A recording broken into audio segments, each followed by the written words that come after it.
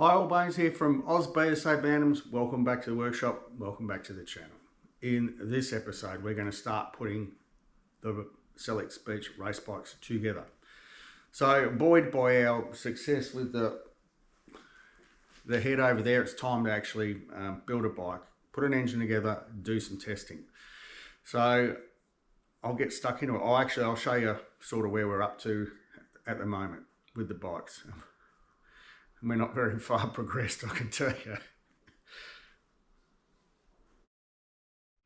All right, so this is Justin's frame here, and this is just his first go at actually painting up a bike.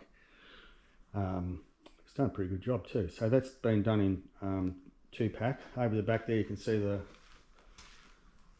wheels, and if you're wondering why this has a plate down there, it's a requirement for the bikes to have a guard to prevent, because the chain run's coming down like this. Actually, it'd be better to show you on the other one with the sprocket on.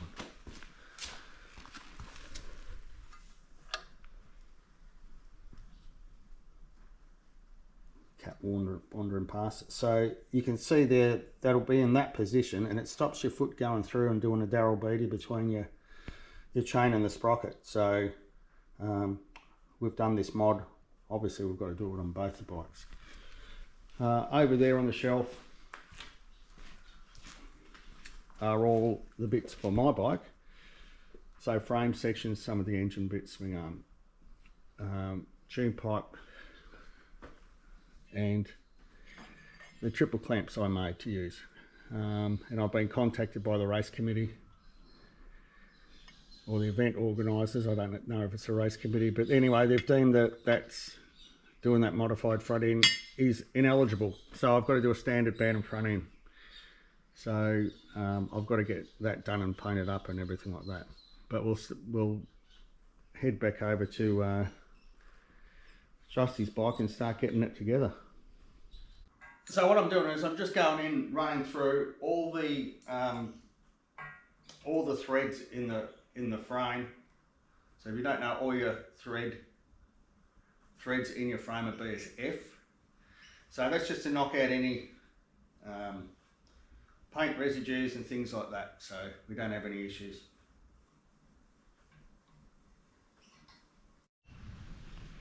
Yes, it's upside down, but we've got the swing arm in the frame. Rear section on. One issue is that bolt right there. As you can see, it's just too short, so I'll have to get another one a bit longer. Generally went together all right so far, so time to put some shockies on the back. So things are going, this bike is obviously going to be raced in a saltwater environment. So, look, all these contact points where bushes and all that are, we've obviously greased everything up. So that way, hopefully it prevents a bit of corrosion. Oh, they're different. He's got to knock those out. I might grab mine.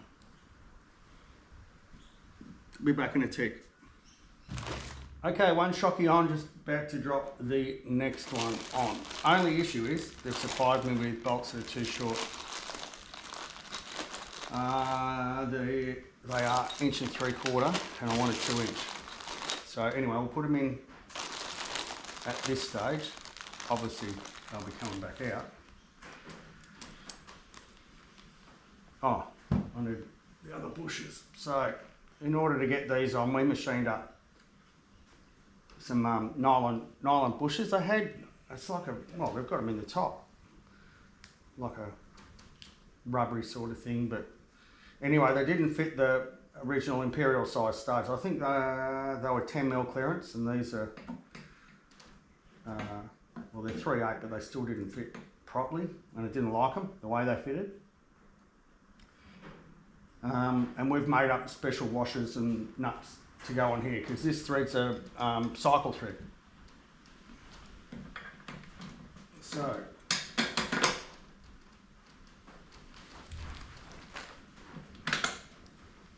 yeah, they're not long enough. I'm not happy with them. I'll put them in for the time being so we can just keep setting up, because you can take them out one at a time if you've got the shocking's in once we flip it around.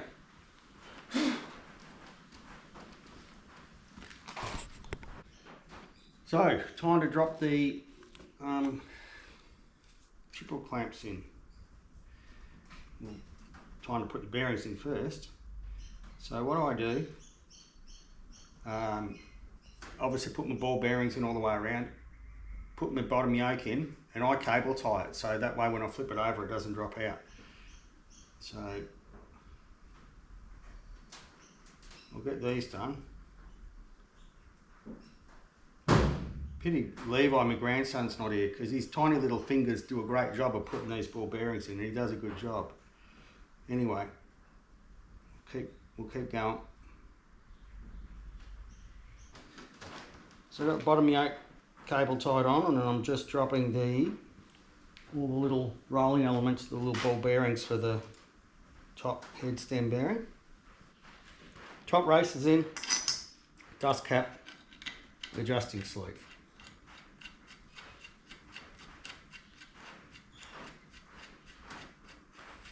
Now I will not fully adjust this up until I've got the forks in, and I can get a bit of like leverage on the forks and just feel.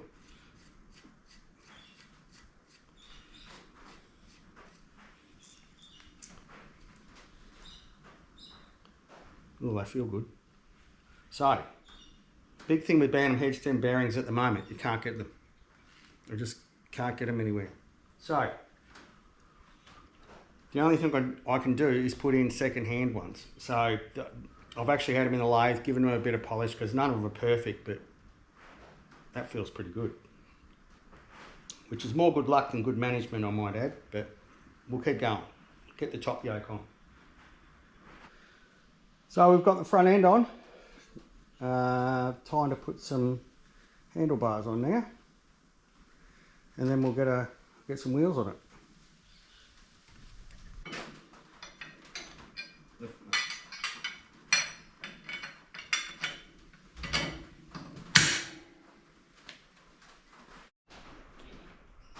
So as you can see, we've got the wheels on. We're just doing a bit of a mock-up for the seat and the guards because we have to do brackets for both of those. Ooh, couple of, not issues, but we made some spaces for the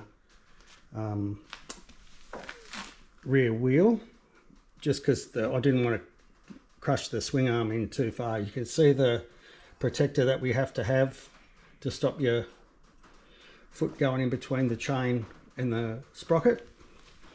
The shockey's on. We're just having a look about, as I said, brackets for the seat and the guards. But it's coming together.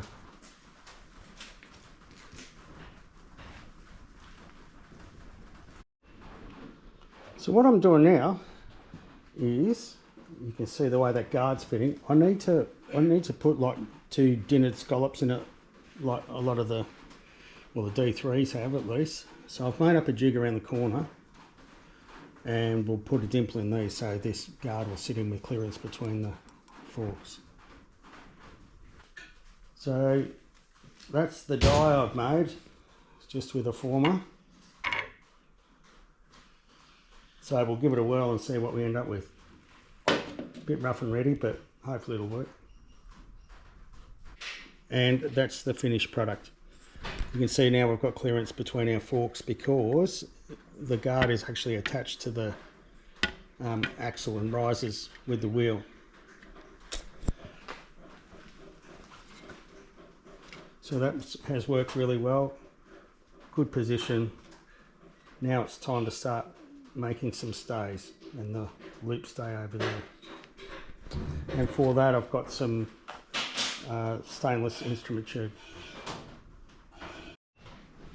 Justin's busily marking out his seat frame. I'm just about to go over here and put a flat on the end of the tube. So you can see this is a jig I made up for doing mudguard stays. So I can do a long one or I can do a shorter one. Just use that. Press it down with the press, and that's it. So I've got the mudguard stays done. I painted them up yesterday and they're just drying out. Justin's nearly finished the seat base. And we're just mocking up the rear mud guard. I think we'll have a stay system coming up to the centre, picking up on these two holes down here in the shock mount, just to give that a bit of extra support. I was going to make a loop over the back, but it looks shit, and I'll tell you why. Because looking from here, you can see how that shock is out, because that's the actual frame geometry on a Bantam. So the seats, you can see a tiny, not overhang, but a tiny little bit down the side of the frame there, and that lines up here. So this is what makes it a bit challenging, trying to make things look symmetrical to something that isn't symmetrical. But anyway, so my jobby today, over here on the engine, something we didn't realise, well, it's not we, me, because we've got bigger tyres on, bigger diameter, so it's going to change and alter the gearing. So I'm sort of preempting that I may need to make one of these, which is your main shaft oil seal holder. So you can't go under a 14 tooth sprocket with that, otherwise the chain contacts it, and some of them have. That's got a tiny lick in it there, and I think I've got another one down here that has been chewed out. Oh, I'll move that. Yeah, that one's, oh, that's bad. You can just see that lip in there where the chain's been hitting it. So we shall wander down to the lathe. For a customer one time, I had to set the engine up for a trials bike, so we needed this main shaft oil seal, modified main shaft oil seal housing. These dimensions, well, most of them were given to me by a friend in New Zealand, and we've used it a few times now, so I'm up to marking out some aluminium, and we shall start machining some up. The reason for that is as well,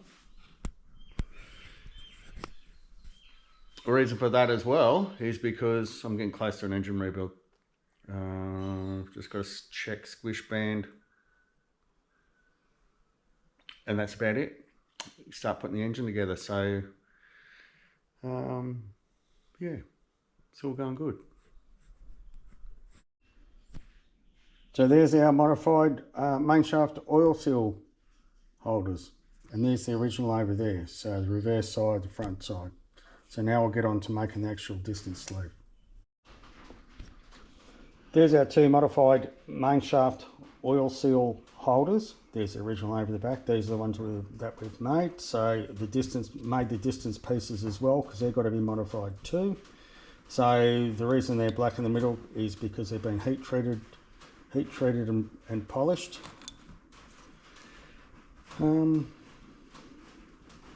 So that's about it.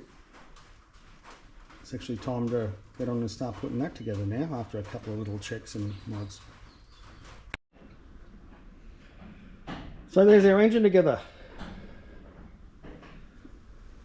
Well, nearly all together. I've just got to bang the left-hand outer engine case on, and all will be good. I'm pretty happy with the way that looks.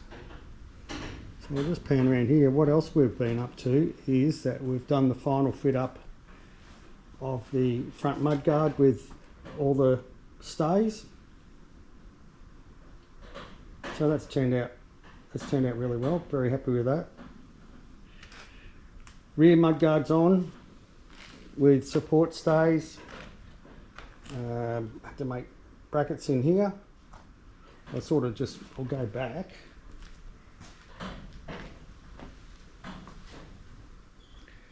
I think it looks really good.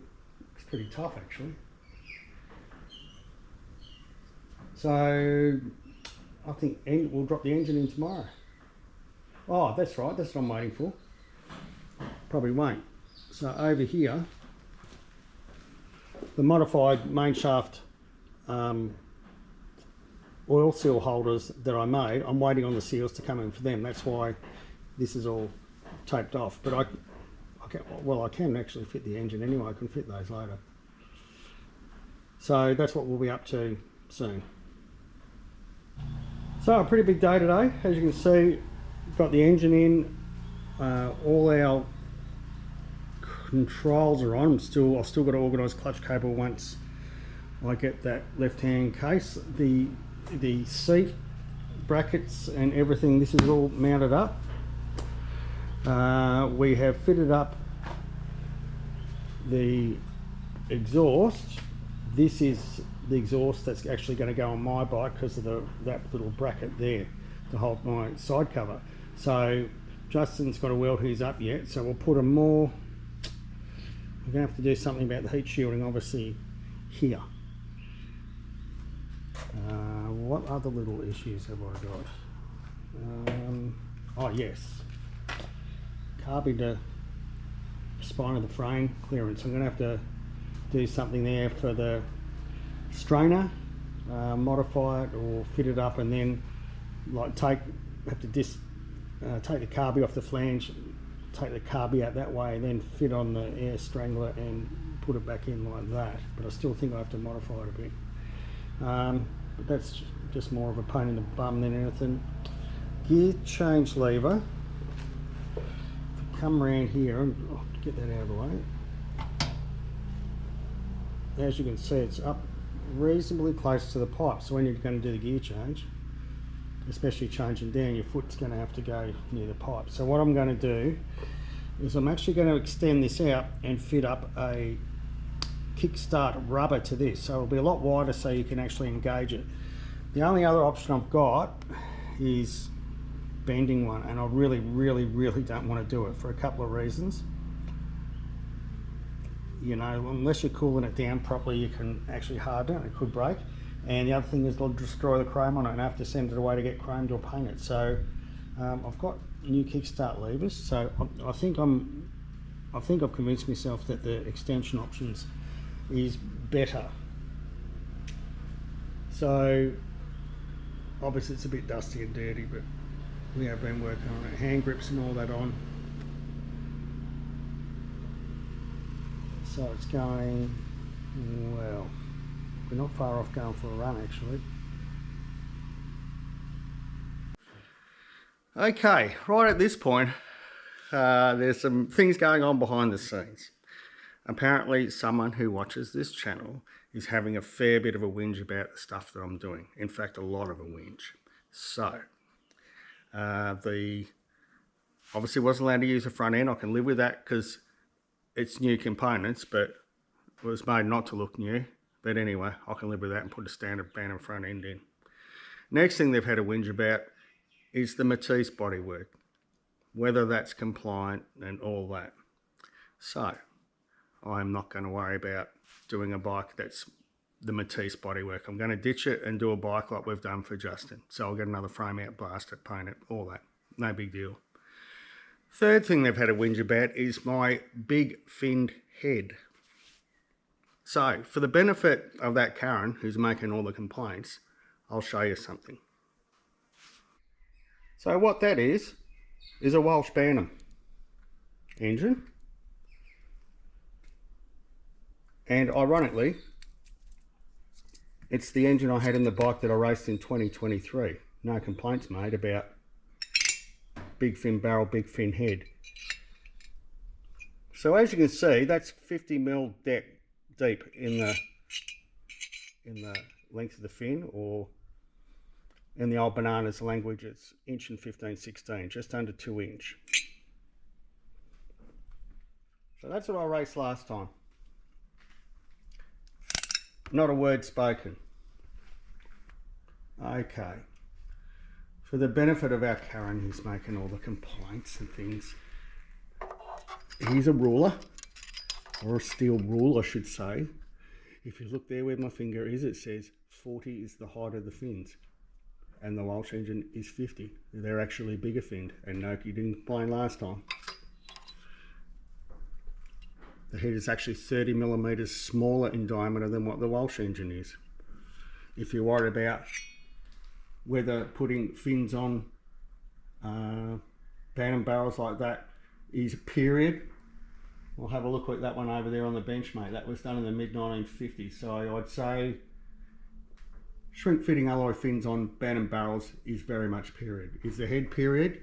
Yes, it's styled in exactly the same style as what Eric Walsh's bike at the Bathurst Museum is. And if you're not sure, go online, have a look.